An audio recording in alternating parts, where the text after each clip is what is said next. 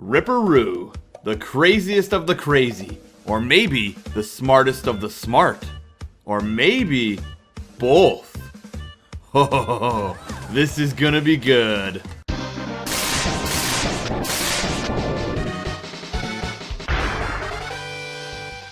Since we are all familiar with this mentally unstable, adrenaline junkie, tongue-hanging, straitjacket-wearing, floppy-eared, razor-sharp tooth, crazy-eyed blue kangaroo, for now, we are just going to skip judging this book by the cover and dive deep into his rotten brain. The first time we hear of this crazy kangaroo is in Dr. Neocortex's lab, where he is stuck in a cage and is considered to be a failed experiment of the Evolval Ray.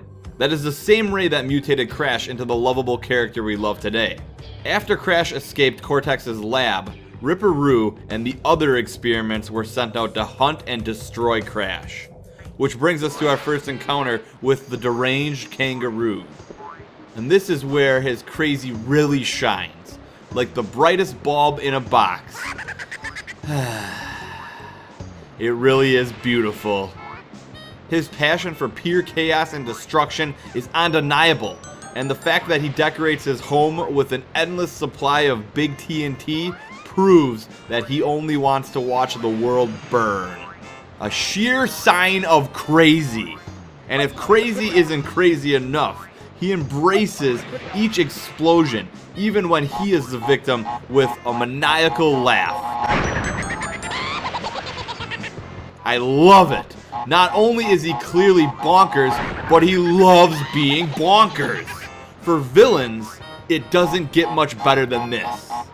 So, is he really that nuts? Yes, he is. However, this is only one side of Ripper Roo. And this is where it's gonna get really, really interesting.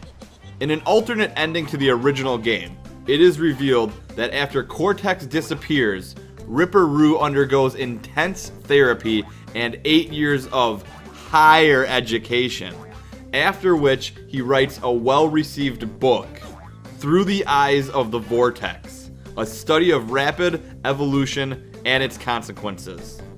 Which brings us to our next encounter with Ripper Roo, but this time he is known as Dr. Roo, and he is sporting a bow tie, glasses, a mustache, a cane, and a top hat. He apparently went to college to become a psychiatrist. So now, because of all the books he is surrounded by and his 8 years of training, he is a certified doctor. Talk about a reverse Harley Quinn here. Although, this is one minor itsy bitsy tidbit of information that doesn't fully line up. Crash Bandicoot 2, Cortex Strikes Back, takes place 1 year after the first game. So it is impossible for Ripper Roo to have been away at college for 8 years, unless he becomes a super genius, which could be since he has a striking resemblance to Einstein, and if he really was away for 8 years, but then appears sophisticated and intelligent only 1 year later, this means only one thing. Ripper Roo invented a time machine! Alright, I think I'm giving the good doctor too much credit here, and we are just going to chalk this one up to a developer error due to the fact that time travel is completely crazy and Ripper here is only halfway crazy. And Dr. Roo proves this the first time he gets blown up by TNT, where he transforms right back into the insane Ripper Roo. Now, I'm not a doctor, but it looks to me that he suffers from split personality, which makes him even more dangerous than before, knowing that he is super smart, but he is also one explosion away from super crazy. Because of this, you have to approach him like a formidable foe, since the trap was designed by the smart Dr. Roo, but the execution is then carried out by the crazy Ripper Roo, which makes him one hell of a boss. So, how do you beat a mad genius? Well, you just have to beat him at his own game, by using his smartly designed TNT explosives against the crazy part of him. And it only takes 3 hits to blow his brains away. And just like that, we have defeated one of the craziest, but also one of the smartest bosses in gaming. So after all this overanalyzing, I think we deserve lunch.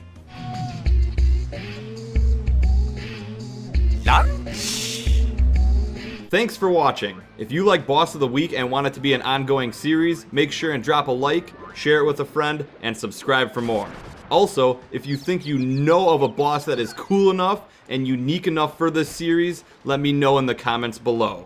And if you really want to help, please consider joining my Patreon, where you can directly support my channel. I hope you guys all enjoyed the video, and I'll see you next time.